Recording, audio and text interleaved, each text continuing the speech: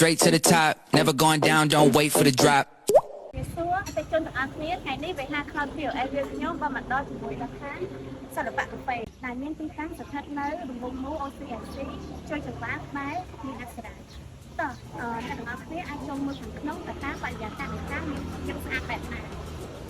សិល្បៈកាហ្វេគឺបានបង្កើតឡើងយ៉ាងយកចិត្តទុកដាក់ខ្ពស់ចំពោះអតិថិជនដែលធ្វើយ៉ាងណាឲ្យភ្ញៀវមានអារម្មណ៍ថាស្រស់ស្រាយនិងមានផាសុកភាពជាមួយនឹងបរិយាកាសដ៏ធំទូលាយត្រជាក់គ្រប់ពេលវេលាមិនត្រឹមតែប៉ុណ្ណោះសម្រាប់រសជាតិអាហារថ្ងៃត្រង់វិញគឺកាន់តែ the best ដែលមានជាមួយនឹងការរៀបចំដែលមានអនាម័យនិងមានរសជាតិឈ្ងុយឆ្ងាញ់យ៉ាងណាមិញចំពោះសេវាកម្មគឺលឿនក្នុងការទទួលកម្មង់និងការគិតលុយរហ័សដែលមិនធ្វើឲ្យភ្ញៀវរង់ចាំយូរគឺដោយសារតែសិល្បៈកាហ្វេបានជ្រើសរើសជាមួយនឹង VH Cloud POS system ខាងយើងខ្ញុំរួមមានម៉ាស៊ីន